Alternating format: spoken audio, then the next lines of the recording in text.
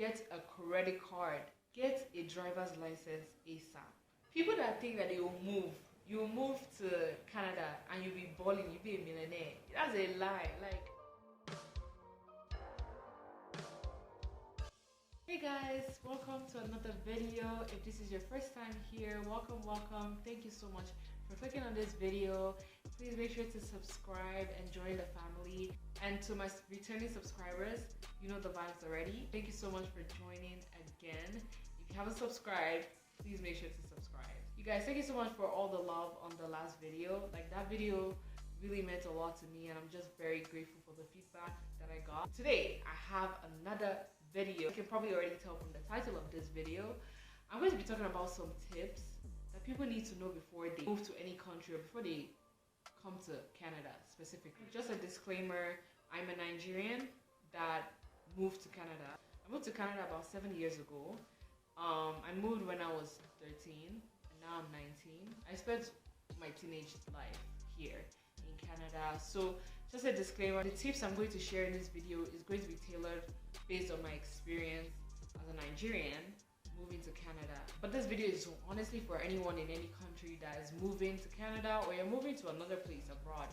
As long as you're moving abroad, I think these are some helpful tips that people need to know before they start moving. Because the amount of people I've seen that move to a country that they know nothing about, like, you're just like, okay, let me just run away from the country that I'm in so that I can go to this other country because the grass is greener on the other side.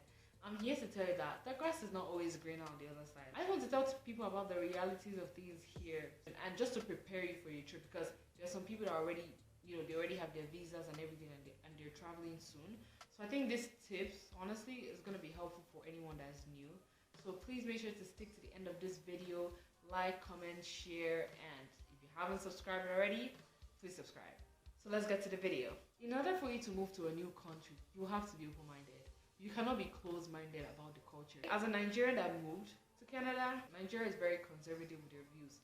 Over here, the Western world is very liberal. So it's like being able to transition from one side of view to another is going to be very difficult. Be prepared to drop some of your culture and accept the other culture. So if you're Nigerian and you're moving to Canada, be prepared to leave some of your culture and accept some of the Canadian culture, because that's just how assimilation works. You can't just come here and then just say that the Canadian culture is completely bad. I'm going to only uphold my own culture here. I'm not going to adjust to the Canadian culture, like the way of life here. I'm just going to stick to my way of life in Nigeria, because trust me, it's not going to work out and people are not going to like you. Like, it's going to be very, very tough, and it's just not even possible. It goes both ways. You can't just say that the Canadian culture is completely good and the country, your own culture, is bad. You should be open-minded. You should be able to pick out some things from your culture, pick out some things from the Canadian culture, and just merge them in order for it to be beautiful. Because now you have, to be honest, you have the privilege of being able to live in two places and grasp two cultures and then merge them so that you can take the benefits from both cultures and merge them so that they can all work hand in hand. And you can teach people back home in Nigeria, like, back home in your country, what they're doing wrong, and you can teach people over here what they're doing wrong as well. Just be open-minded.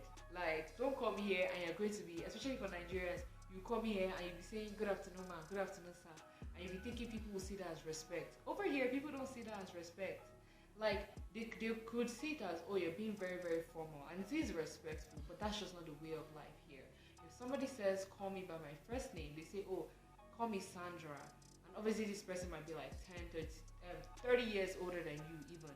You call them by their first name. That's just how it is here. It's their culture here. They're not that formal as compared to back home, maybe in Africa, where you cannot call someone by their first name.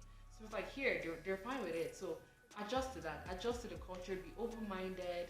And I know it's very, very hard to get used to, but the reality is be prepared to assimilate. And assimilating means being able to let go of your culture and accepting another culture. Because the reality of it, you're going to blend. Like, no matter how old or young you are going to adjust. You're going to start getting some things from the Canadian culture or the culture of the country that you're moving to, and your own culture, and then it's going to be mixed. And also, key notes for Nigerians that are moving here: please don't be too loud. Like, I know Nigeria is a loud country. country. Like Nigeria is a country where it's so busy, it's so loud. Over here, people find that very disrespectful. And I don't know, maybe I'm not just talking to Nigeria, just any country where things are very loud. If you're on the bus and you're on a phone call, please try as much as possible to just not be loud. Get a driver's license ASAP. Like, if you can get a driver's license as soon as possible, please do.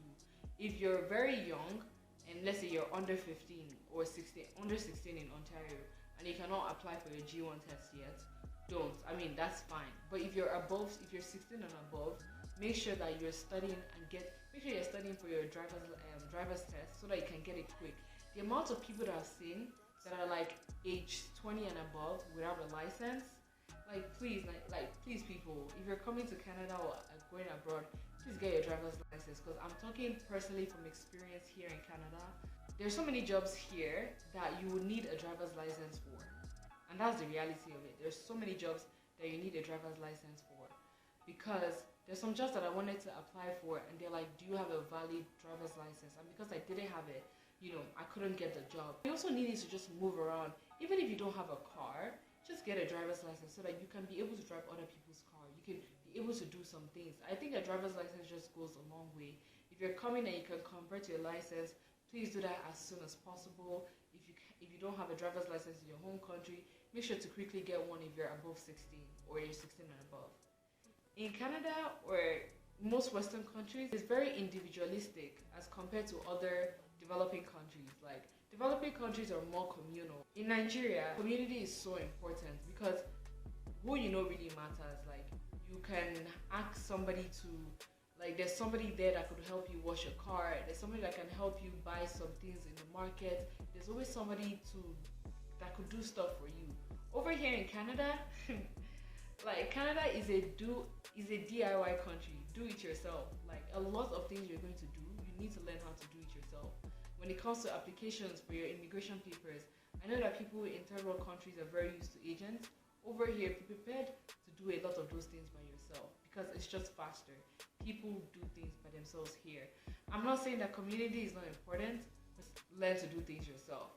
You don't need an agent for your applications anymore. You have to start doing it yourself. There's nobody that you can call to wash your car for you. Even when you're moving to a new place, you're going to be the one to rent a truck to help you move. When it comes to assembling furniture, I know back home we used to call a carpenter or an assembler to assemble our furniture.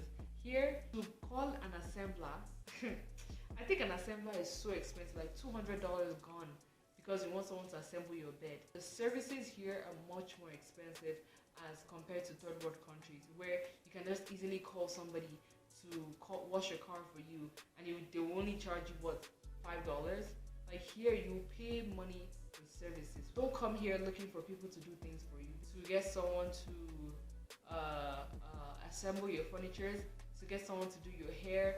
All those things are so expensive, so learning to do them yourself is very, very important. Another thing I would say, that especially when you're fresh off the boat and I mean, like, you're just a newcomer here, you just landed from the plane, just make sure that if you don't have any family here or you don't know anyone, go to the nearest place of worship if you have time. Maybe on a Sunday for Christians, go to the church and talk to the pastor, and let him know that you're new. Maybe you're looking for a cheap grocery store. Maybe you're looking for something, because they would always help you and things like that. Pastors are very knowledgeable, or even just people in the church. They're very knowledgeable about things in the country because obviously they've been here for a while. Or if you're Muslim, go to the mosque, or if you're Buddhist, go to the temple. Any place of worship that you can go to. I think that's one thing I'm grateful for religion, because it's just like another sense of community. My heater is going off.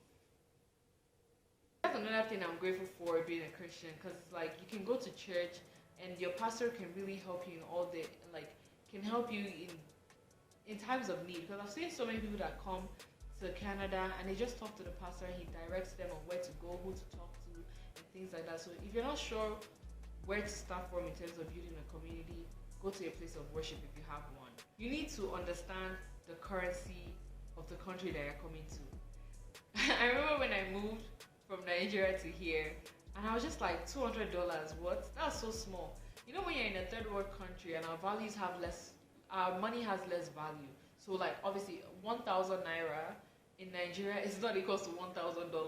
When I come here, I'm already conditioned to large numbers. So when I think $200, I'm like, what? That's crazy cheap. Or so I'll be like, oh, I can spend this. What? This is just $50. Sure, like it's nothing. $50 for something that should not be worth $50. So understanding the currency and how it works and is something that I had to figure out. And also learning not to keep converting your currency to the currency of your own country. Like I remember when I came here, I used to be converting Canadian dollars to Nigerian naira. I'll literally give like 50 cents or even 25 cents at that time. I'll give 25 cents as offering to the church. And I'll be like, what? Isn't that like what, 100 naira? I also say that creating a budget for your spending. People that think that they will move, you move to Canada and you'll be balling, you'll be a millionaire. That's a lie. Like you start your way from the bottom and you work your way up. You're not going to come here and go to be a millionaire.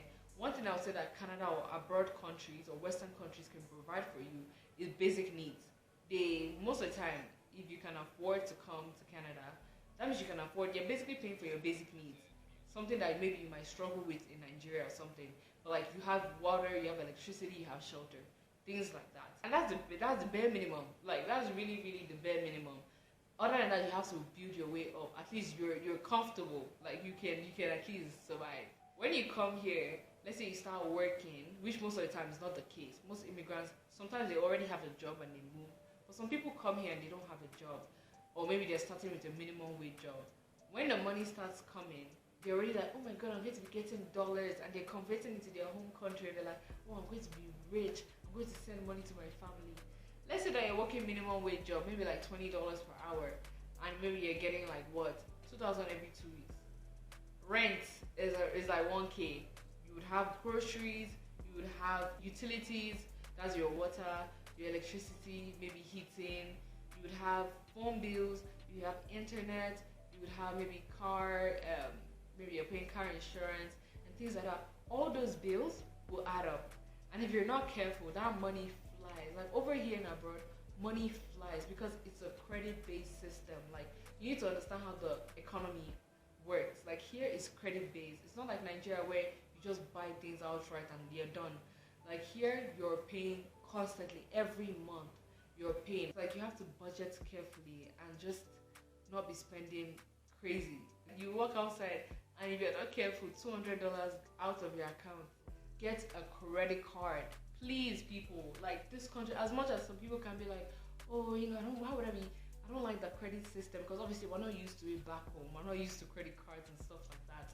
Or back in Nigeria. When I say home, back in Nigeria. We're not used to that system. So it's like you come here like, why do I have to be? I remember I rebelled against the idea of a credit card because I was just like, why? When I have the money, why would I be using my credit card when I can just use my own money? Why would I be buying things on credit? But I'm telling you, this society is literally a credit-based system. Like you cannot win if you don't have a credit card because the credit card, if you use your credit card, you build a credit score. The credit score is used for so many things. It's used to buy a house. It's used to buy a car. It's used to buy phone bills sometimes. It's used to rent a place. Like you need your credit score. Like I'm telling you. So it's like you need to get a credit card and start using your credit card so you can start building credit. Like please, people, please. These are things that people need to know so that you're starting off with financial knowledge. I moved here really young, so I had a long time to get a lot of knowledge from my siblings and other people around me that were much older, but there's some people that might not have that. So this is the video. Please watch this video, okay? Watch this video before you move. Please, and watch this video to the end. Even though I very much believe that credit system is very rigged, and as much as I don't like it, like it's just what it is. So get used to the system. You can open a credit card once you're 18 and above. Yeah, and those are really the points that I had. Obviously, like it's not going to be perfect when you first move to a new country.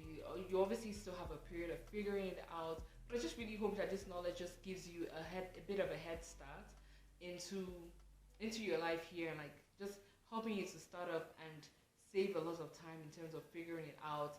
Please, it's very important to build a community here in Canada. It can get very, very lonely. I'm telling you, like it can get very, very lonely in Western countries. Like the weather can be depressing, and here again, as I said, it's an individualistic country.